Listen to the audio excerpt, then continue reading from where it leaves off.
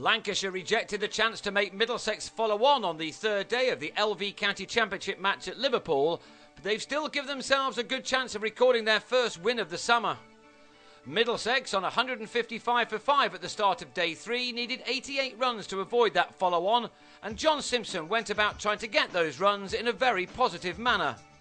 But he lost Neil Dexter at the other end after 27 more runs had been added. Dexter eventually given out, although he wasn't convinced that the ball had carried to Gareth Cross behind the stumps. He departed for 47. Simpson soon followed, and there was no doubt about this dismissal, as he was plumb in front to a big turner from Simon Kerrigan for 43. Middlesex was still 40 runs away from their initial target when they lost their 8th man, Ollie Rayner edging Ajmal Shazad to Ashwell Prince on 2. Middlesex were now relying on Gareth Berg, who played some excellent shots while he was at the crease. However, he fell with a total on 217, driving Kerrigan to Prince in the covers. That left Tim Murtagh and Corey Collymore 26 to get to avoid the follow-on. They added 13 before Collymore gave Shazad his 4th wicket with a thick edge to Paul Horton. Middlesex were all out for 230 to trail by 162, and with a drying pitch unlikely to get any easier to bat on as the match wears on, Glenn Chappell decided instead to close the door on Middlesex by batting again now. Stephen Moore got them off to a decent enough start. Rayner had already pulled off one stunning catch in this match. The one that got rid of Moore was even better. He was out for 19 at 31 for 1, but then the home side pressed on with Horton and Carl Brown. What a difference to the mental attitude of batsmen if they have a big first innings lead behind them, and this pair soon looked very comfortable at the crease together. Horton, who blocked out 7.5 hours to see his side draw with Warwickshire last weekend, was now playing an altogether different type of innings. He made a 50 from 71 balls, while Brown also expressed himself with some scintillating stroke play.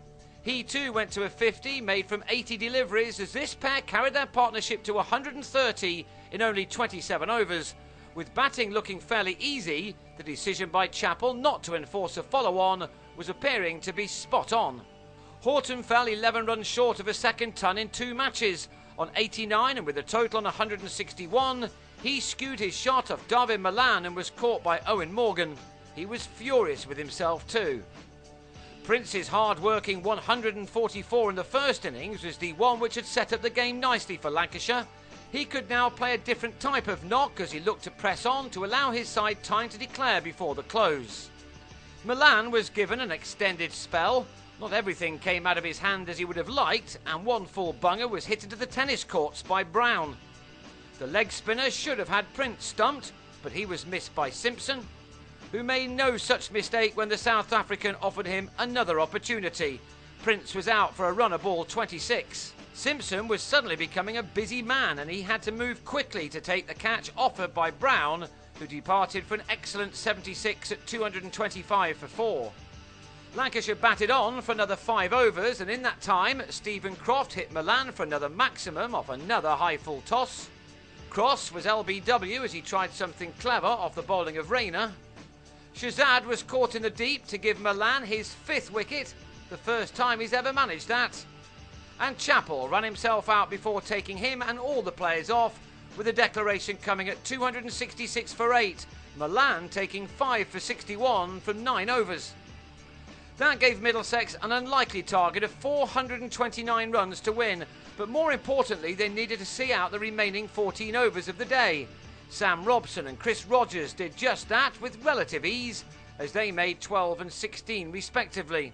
The highest ever winning score at this ground, incidentally, is 360. So Lancashire go into the last day still needing all 10 wickets to record their first win of the summer and fully justify the earlier decision by their captain. Middlesex, who will resume on 29 without loss, need 400 more runs to produce a shock.